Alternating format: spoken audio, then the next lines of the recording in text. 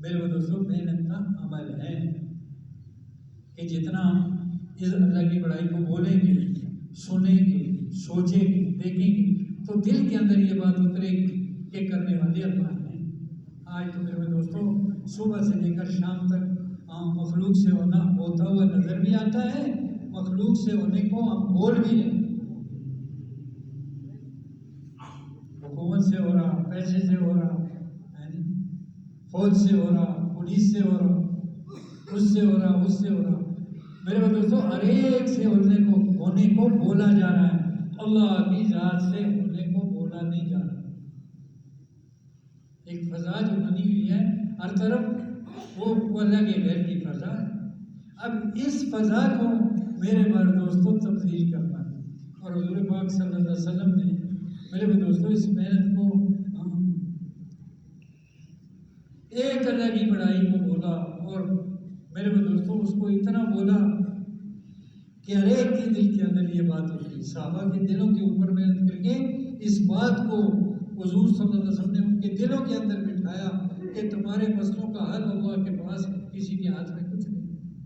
جہاں جہاں سے تمہیں ہوتا ہوا نظر آتا ہے وہ تمہاری نظروں کا دھوکہ ہے، کرنے والے اللہ ہے۔ آج تو میرے دوستوں اس کو پتہ نہیں کتنا بولنا پڑے گا۔ حاجی عبدالوہاب صاحب رحمۃ اللہ علیہ فرماتے تھے اللہ کی بڑائی عظمت کو اتنا بولو، اتنا سنو، اتنا بولو، اتنا سنو کہ تمہارے جسم کا بال بال گئے اللہ سے ہوتا تھا کہ غیر سے نہیں ہوتا، تب جا کر یہ بات دل کے اندر اتری۔ اس ساری کائنات کو تنے تنہا اس نظام کو اللہ نے پیدا کیا، سارے نظام کو اللہ چلا رہا ہے، کائنات کے ذرے ذرے کے اوپر اللہ کا قبضہ ہے، اس کی مرضی، اس کی منشا چلتی ہے، کسی کی جرت نہیں میرے بھائی دوستوں، اللہ کا ارادہ ہو، کسی کی جرت نہیں کہ بھائی کوئی کسی کو عزت نہیں دے سکتا اللہ کے ارادے کے بغیر، کوئی ذلت نہیں دے سکتا اللہ کے ارادے کے بغیر۔ اللہ جو چاہتے ہیں اپنی قدرت سے کرتے ہیں، اللہ کرنے میں ایک ذرے برابر کسی کے محتاج ہے، اور ساری مخلوق اللہ کی محتاج ہے۔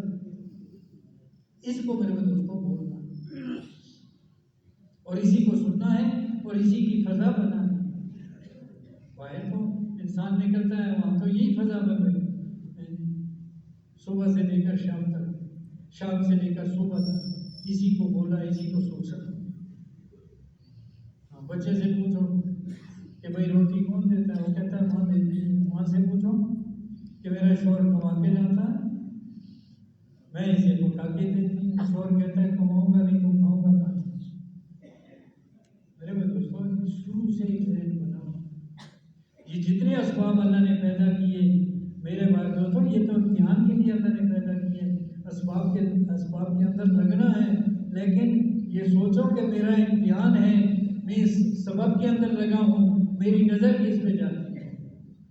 نظر اگر اللہ کی ذات پہ جاتی ہے پھر تو ٹھیک ہے میرے دوستوں، ورنہ اس کے اندر لگنا ہے، سبب کے اندر لگا ہے، نظر بھی سبب کے اوپر ہے کہ میں اسی سے ہو رہا، اسی سے میرے کام بن رہے، پھر میرے دوستوں یہ آدمی خطرے میں، نقصان کے اندر جا رہا ہے۔ اللہ کرتے ہیں اپنی قدرت اور ارادے سے، اور کرنے میں اللہ کے لیے محتاج ہے۔ جتنے اسباب اللہ نے پیدا کیے ہیں ان کو پیدا کرنے والے اللہ ہیں، اور ان اسباب کے اندر جو نفع اور نقصان ہے اس کو رکھنے والے اللہ ہیں۔ جہاں ہمیں ہوتا ہوا نظر آتا ہے میرے دوستوں، جہاں سے ہمیں ہوتا ہوا نظر آتا ہے اس کی نفی کرنی پڑے گی۔ حکومتوں سے ہوتا ہوا نظر آتا ہے، فوج سے ہوتا ہوا نظر آتا ہے، اسلحے سے ہوتا ہوا نظر آتا ہے، اکثریت سے ہوتا ہوا نظر آتا ہے، حالانکہ کرنے والے اللہ ہیں۔ اللہ پاک جو چاہتے ہیں اپنی قدرت سے کرتے ہیں، اس کا یقین دل کے اندر اترتا ہے، اور میرے دوستوں اللہ نہیں کرتا، اللہ کے کرنے کے ضابطے اللہ سے میرے دوستوں، اللہ حضور صلی اللہ علیہ وسلم والی مبارک زندگی کو اختیار کرنے پہ اللہ دنیا آخرت کے مسئلوں کو حل کرتا ہے۔ ایک آدمی صبح گھر سے نکلا اور پڑھ لی بسم اللہ توکلت علی اللہ لا حول ولا قوت الا باللہ، اس کے سارے مسئلوں کا حل ہے۔ کہا جو صبح کی نماز پڑھ لے وہ اللہ کے ذمہ میں چلا جاتا ہے۔ اللہ نے مسائل کا حل حضرت محمد صلی اللہ علیہ وسلم کی زندگی کی، حضور علیہ السلام کے طریقے کو ہم نے دیکھنا ہے، چاہے ہمارا مسئلہ حل ہو یا نہ۔